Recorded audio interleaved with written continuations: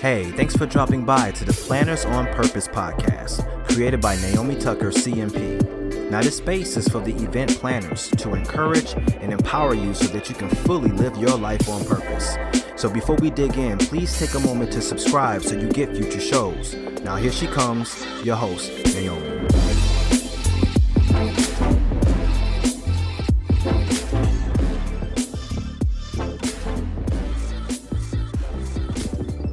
Welcome to another episode of the Planners on Purpose podcast. My name is Naomi Tucker, your host, and I'm just delighted to be with you today. And thank you so much for being here listening. So welcome to all of you. I'm excited to have you join me. I have a special guest who's an influential industry leader, a treasured mentor of many, and an industry advocate all of the time. And that's Janet Sperstad. And we're going to be talking about Janet's passion for neuroscience and learn about neuroscience and how it can be applied to event planning processes and even our lives. So I'm so excited and I'm really looking forward to this episode. And Janet, thank you. Thank you so much for being here as my guest and welcome to the podcast. Of course. And no one's ever called me a treasure. Maybe my mom when I was 6. Oh, there you go. You're such a treasure to many. Thank you. You're so very welcome. So many probably do not know, but I can remember all too well when I found out about you, about your work and how much of an impact that you've had on everyone that you meet. And I just knew like, I have to meet Janet, or I have to have a conversation with her. And I'm so glad that we have over these years, but we've met during MPI or during Meeting Professionals International events that were happening. But you were just showing up and advocating for your students and for the chapter. And I would just love for you to just share just about yourself and really just about your passion for this industry. What drives you? You know, like many of us, we have a different background than the background of studying the work we do. So I have a degree in criminal justice and I fell into it, which so many of us say, we didn't fall into it. We got exposed to it. We got a little taste of it, whether it was a colleague, a volunteer we did, or one of our family members did something related to it. And we started to gravitate towards it because we found our interests and we could use so much more of our skills probably than what we studied. And so that happened to me. And I got a chance to work a registration, and I was on the waiting list for the federal government to go be for the Bureau of Alcohol, Tobacco, and Firearms because, one, I could travel, and two, I was very interested in people, and I had studied, crime, and I was very interested in that and helping people in problems, but then also helping uphold the laws of our land. And I was very interested in that. I was proud of where we were. And so at registration, I kept saying, what is this? Because this is really fun. This is people. There's rules that we do. Like there was a lot of similarities. And they're like, well, this is called event planning. And at the time, meeting planning. And so I was like, okay. And they're like, would you help me next month? And I'm like, would you pay me? And they're like, well, sure. And so it just went on to that. And then I took my name off all the lists for the federal government because I was like, I am going after this meeting planning. I'm not sure what it is, but I'm working full time. And it turned out to be a full-time job in the association world. And I loved it. I loved the creativity of it. I love the independence we have because really nobody knows what we do. They just know what they want, right? Exactly. And so it gives us a lot of creativity and a lot of autonomy to do it. On the bad side is nobody knows what we do, so we always have to justify it. But so I started to really enjoy that aspect of helping people, helping the attendees, helping the stakeholders, the association, sponsors, all of that. And, for me, life is about people. And so I just followed that and I stayed with it. And it's been my entire professional career has been in this industry. And I've never had one moment of regret. That's amazing. I did not know that it was criminal.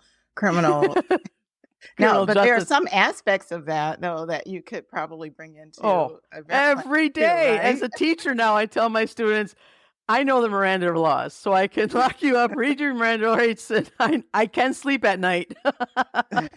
But yeah, definitely. We all that's the beauty of our industry is we come from all different aspects and allows us to share our gifts and blessings and talents. The bad side of it is that it creates a hot mess of really finding a career pathing and knowing where titles and how do you write a job description? How do you go for a promotion? What's that look like? It's really not very formalized for employers nor the employees. And that's where I really was like, what we do is so important. What we do, you can make a living at. And what we do is formal. We have certifications out there. So I started to really be like, dang it, I'm going to be the one that, with my voice, because I believe in that one starfish that I save, it matters to that starfish. So I was like, okay, I want to help not just educate people, create great events, but I want to help our industry move forward as its own discipline, not hospitality. We are event professionals. We are the buyers. We are the ones that create, and then we hand off, and we partner with these really important people. But I was like, no, this is what we do. And early on in my career, I got the CMP, and that really created strong pillars for me to sort of help navigate my own career as well as help the story of our career. That's so great. And you talk about you wanted to educate and you came in hot that way. Tell us about how you do educate the event professional community, because I think it's where you have made such a tremendous, I guess, stamp on this industry. And I would love for you to just talk about what you've done in education. I'm blessed. I have a full-time job, and in 3 weeks, I'm retiring.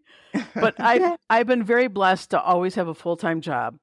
And so I never had to go out and sell for my bread and butter. And so I had resources available to me, and I had that comfort of having a salary behind me.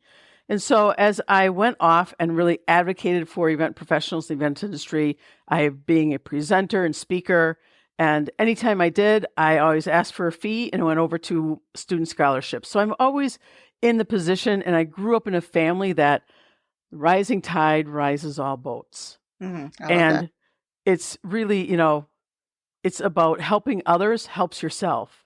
And that's just my natural true north of how I was raised. And so I wanted to help others because I knew it would help me. And the more that I started talking about things, the more I started to get stronger and more confident in them, finding my own voice in them, and learning more and more because people would join my conversation with me. And so it was about the industry. I developed the first technical degree in event management in the United States.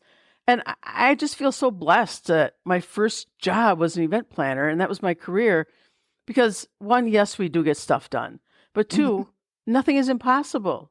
It might take more resources, might take more time, might take more problem solving, but there isn't anything we can't do. Like, I so believe in our professionals.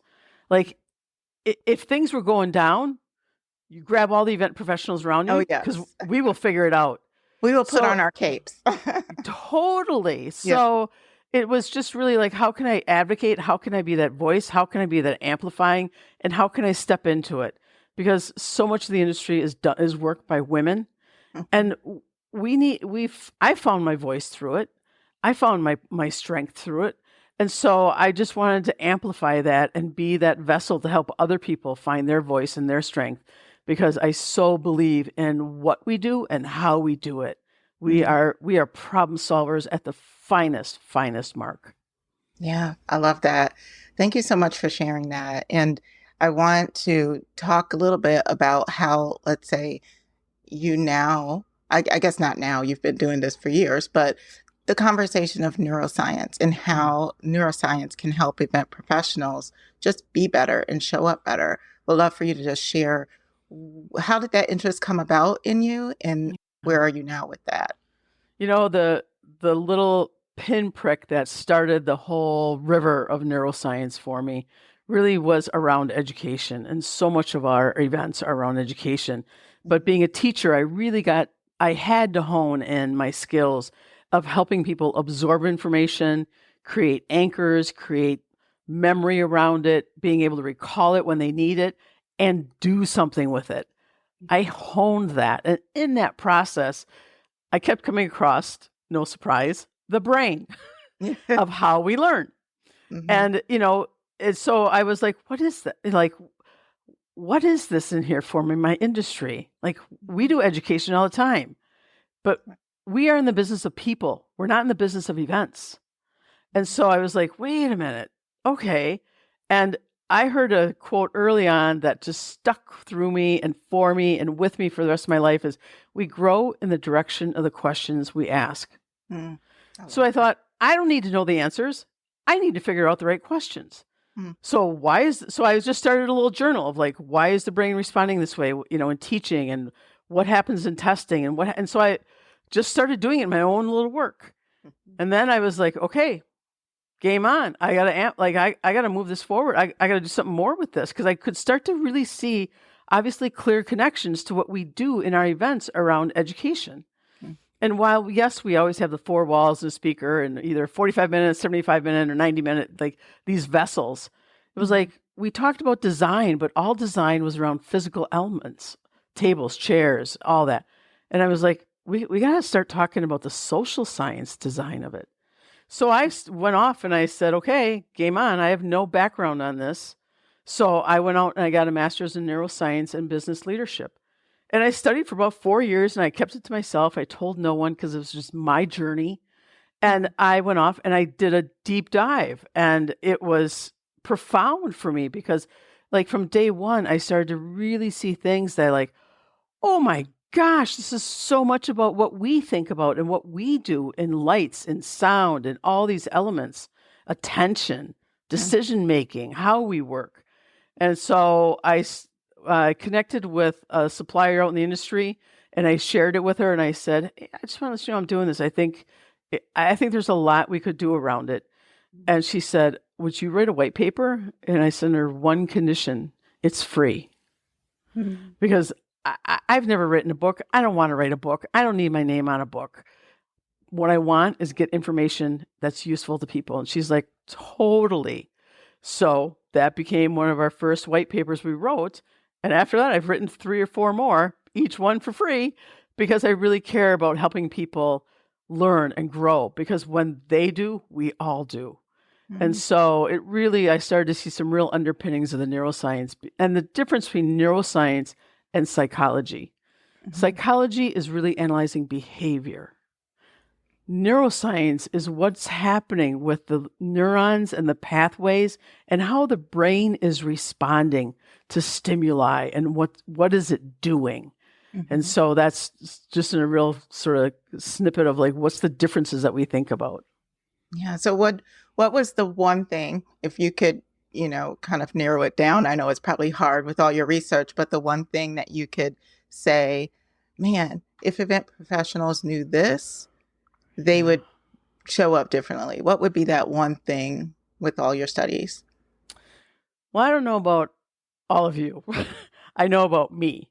And I know the most profound thing that I've heard in my over a decade of studying neuroscience and being an event professional, the most profound thing that has influenced me in my personal life, in my professional life, in my work life as a teacher, and as an event professional is 2 things. And those 2 things is how our brain is organized. Every single one of us. And the brain is organized around 2 things. The first thing always is threat. We run from danger. We look for threat. We respond to threat. The second thing is we move towards reward. We love happiness. We like to feel good. We love all that laughter and having fun and relaxation.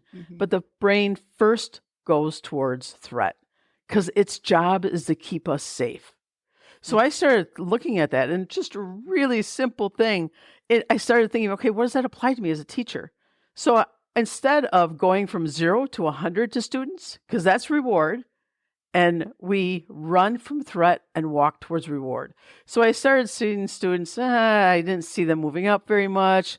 I gave them all 100 points, and I started deducting. They saw the deduction of 20 points, and they're like, oh, I lost 20 points. Now, I teach event management, right? So we know who those people are, and we respond the same way. We're like, okay, they're not saying I got 80 points. They saw the 20 points. So I started to see their performance increase. Mm. So you can use these. Threat isn't necessarily bad. It's how we respond to things. And so that threat and reward, and we can walk farther than we can run.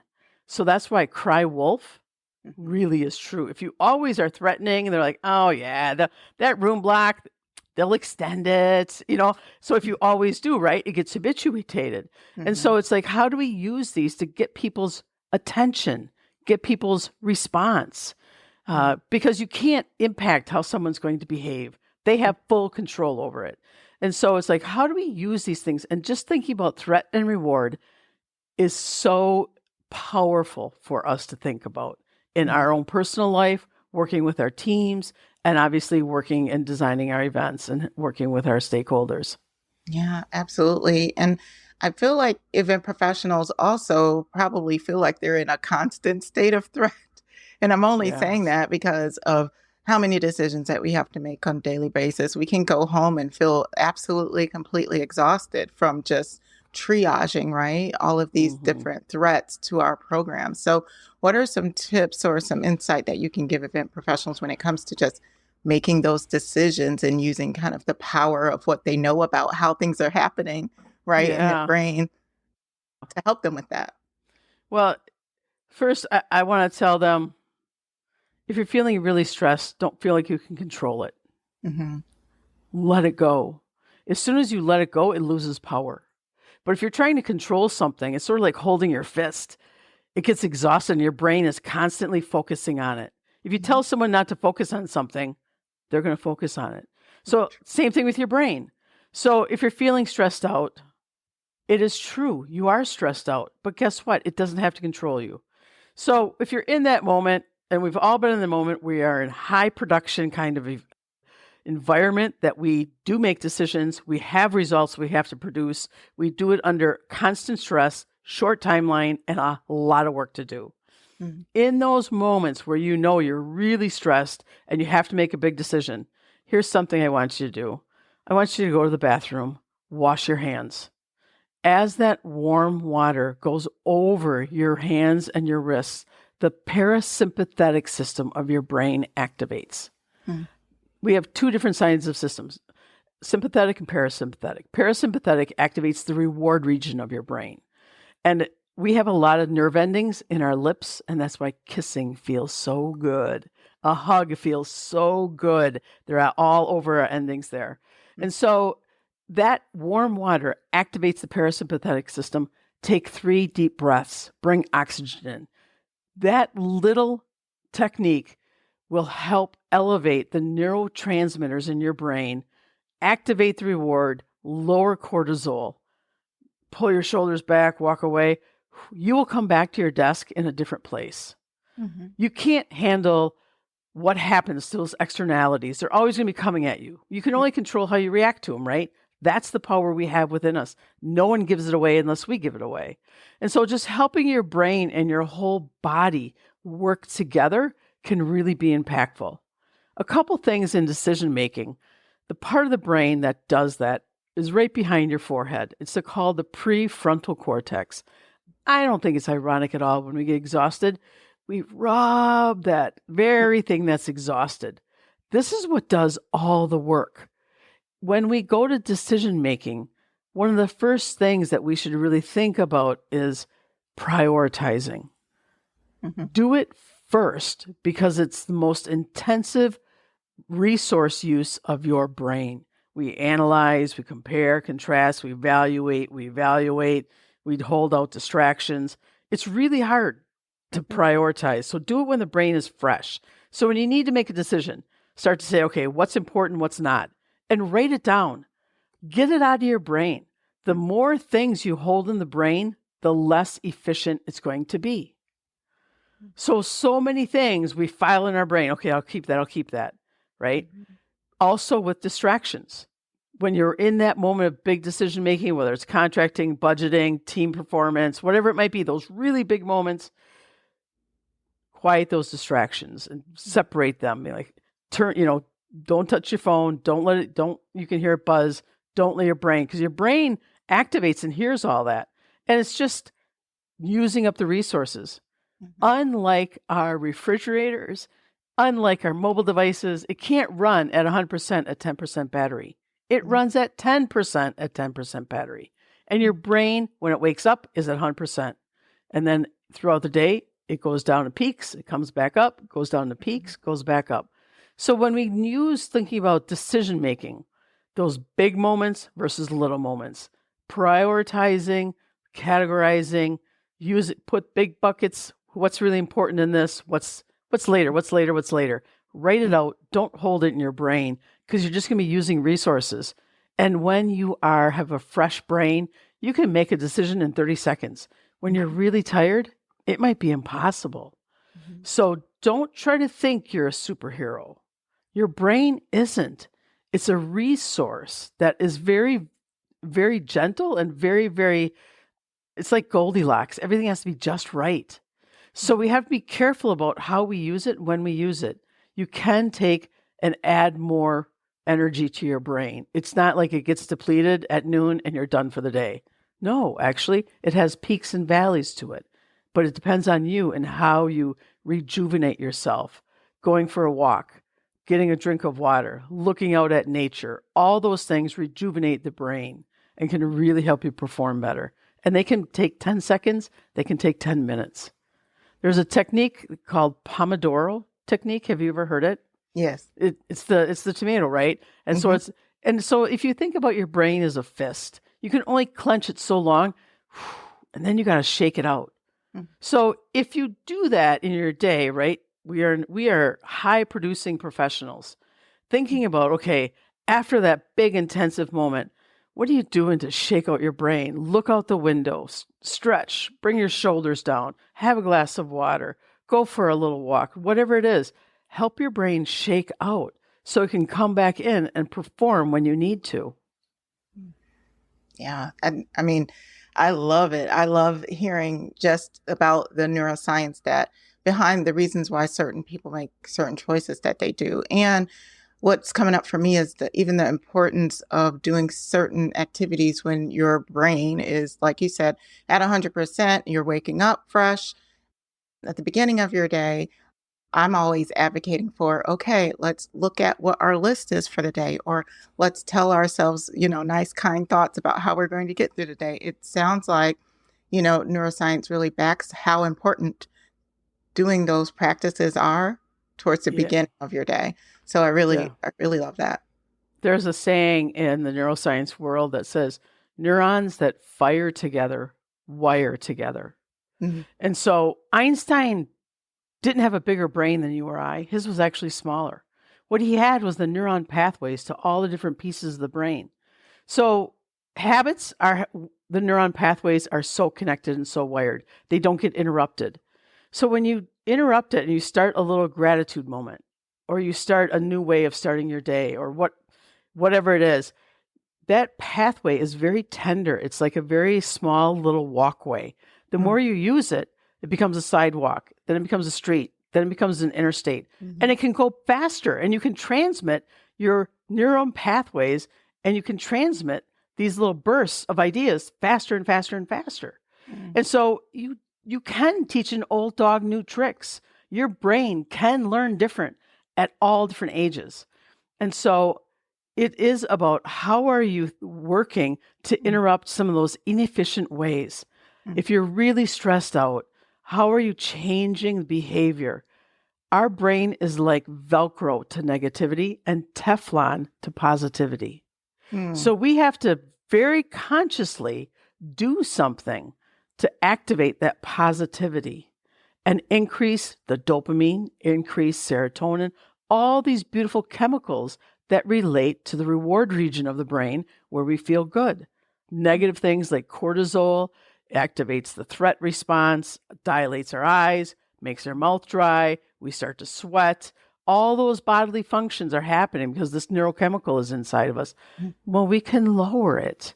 We can lower it and say to ourselves, down. I'm going to take 3 deep breaths right now. Okay, it could take 15 seconds, and you just lowered it a little bit. And so we have some of that power and control inside of how we react and how do we use our brain more efficiently to get the results we want in a high production kind of profession. Yeah. This is so good. This is so good. And know that I'm not a neuroscientist, but I've been studying it for over a decade very intently.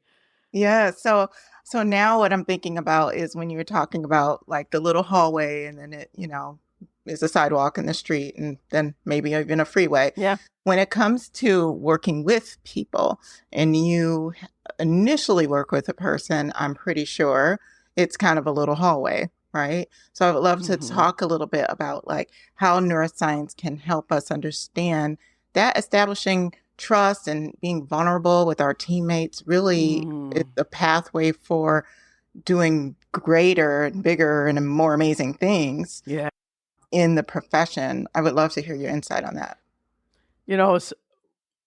I think I'm going to answer your question, but you let me know if I don't, okay? Okay. Because what sparked my brain, one of my neurons went off was when you said the word trust, right? Business moves at the speed of trust.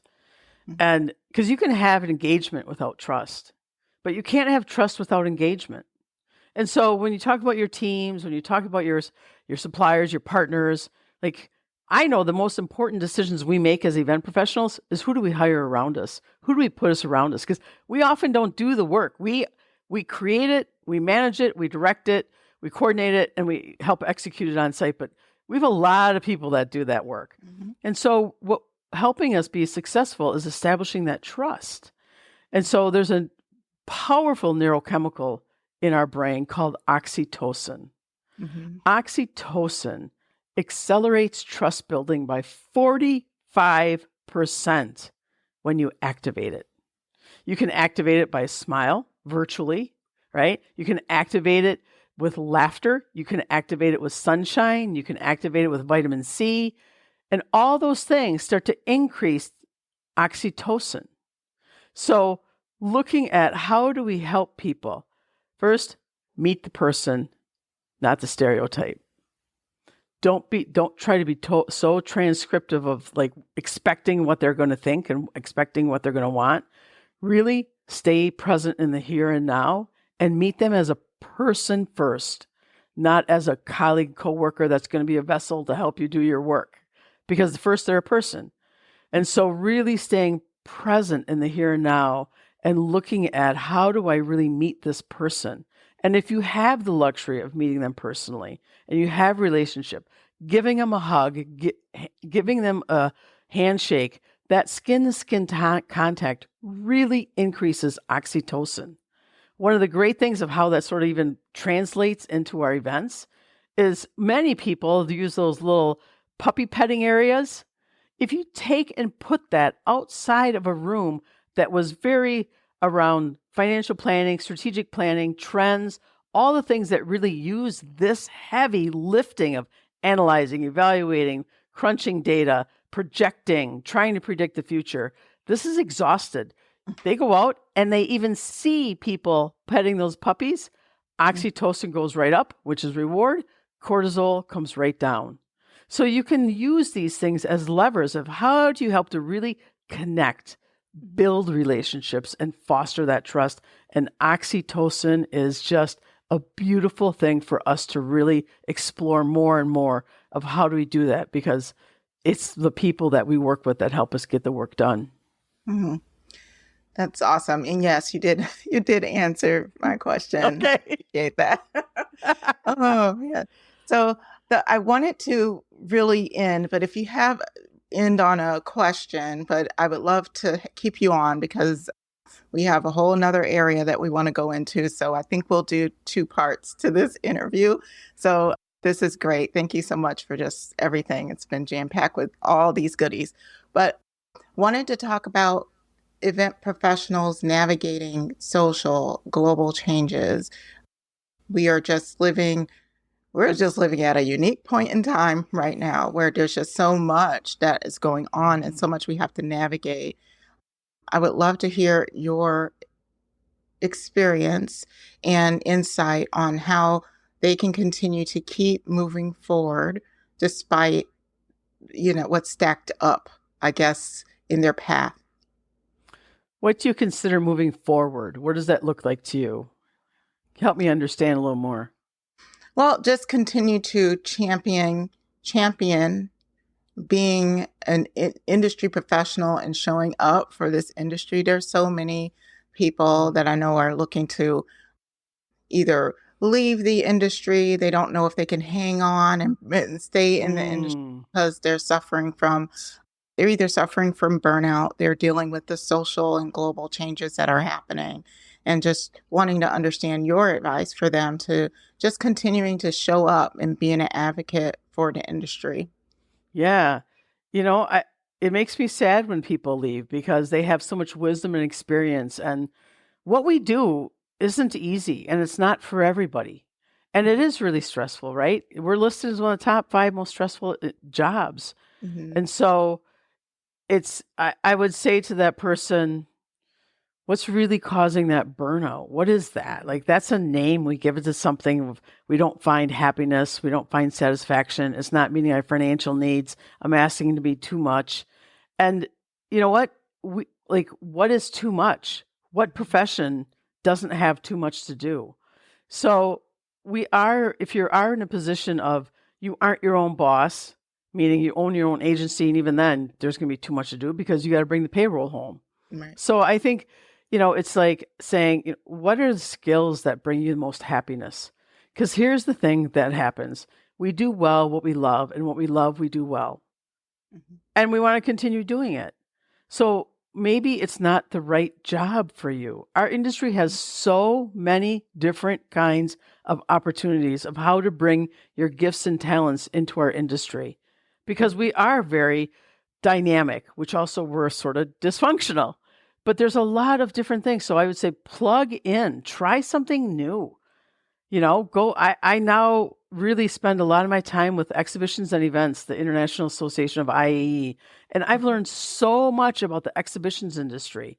And so find something that's creative and fulfilling you.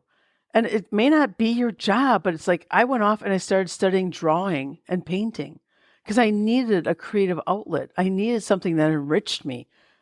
My job as a teacher, there's very few textbooks out there. A lot of it comes from my brain. I was exhausted. And I was like, oh my God, how do I go back in? What do I say to these 30 students who are looking at me? And I'm like, I got to do something that fulfills me. And so I have so many journals of drawing and painting. So be curious. Curiosity is seductive and it's really rejuvenating. And so trying to find that moment, try to find that. Don't just fill your vessel with busyness and activity and more stress. Women, we are caregivers up, caregivers down, caregivers sideways, right? And we have amazing skills to do all of it. Yeah. But inside of that busy day, inside of that intense life, just try to find those pockets. Try to find 10 minutes to do a little gratitude. Try to find 30 minutes for lunch where you drink your water and eat something. Don't sit at your desk and work. You're draining your brain. You're not helping your performance and your mental health. But please don't leave us. Everyone is important to our industry. Yes, thank you so much. And it sounds like what you're saying is be kind to yourself, right? Oh, right. Yes. Which we definitely are going to jump into in part 2 of this podcast. So Janet, thank you so much for just being here. And everyone, thank you so much for listening. And we will join you for part 2 of the podcast where we're going to be talking a bit about the neuroscience of kindness. And until next time, please stay on purpose. Well, that wraps it up for this episode. If you enjoyed the conversation, hit the like button and tell us how much you enjoyed the show by leaving a message in the comments. Thanks for listening, and we'll see you next time.